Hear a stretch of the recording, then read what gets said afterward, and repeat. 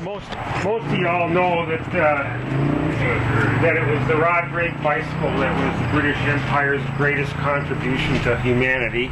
Another thing that's a difference on these bikes from like a regular Raleigh Sport is the bottom bracket axle.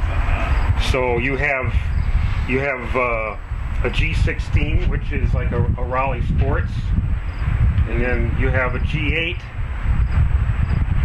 or an 8GC, which is the Tourist. And you can see there's a difference in the width of the races. And that brings up my next point.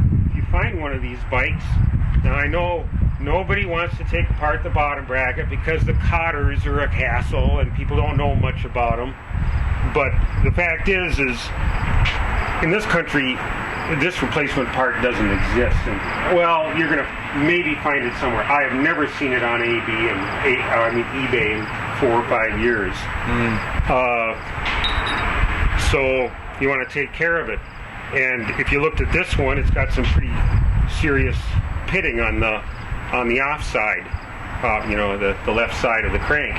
And you can do a little pitting, but putting in new bearings and new grease isn't going to cure everything. You don't know what that thing's adjusted like until you take the cranks off anyways. You won't really be able to feel the play or the grinding or how tight it is.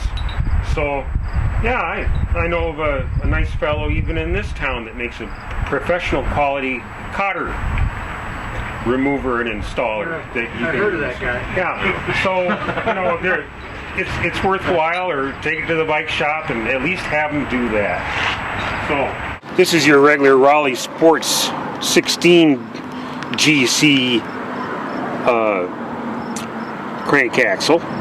This is the DL1 Tourist one, which is the 8GC. And one reason I want to point that out is because when you get a Tourist, no matter what anybody said, you should probably take the bottom bracket apart and check up on this baby, because on this side of the ocean they're rare as hen's teeth, and they're not that easy to find otherwise either. They're never on eBay. You'll find the 8GC in different numbers later on, but this is pretty much the standard number, is the 8GC. Okay. And you can see it's a substantially bigger bike, and it's got a wider race on the bottom bracket, for better leverage there. And this is of course longer. Probably this could also have been in I think it was in a Raleigh Sports, but this could have also been in a 10-speed, with cothered cranks and 2 chain wheels. But so there was one thing. So that's a good thing to check, yeah. Yeah.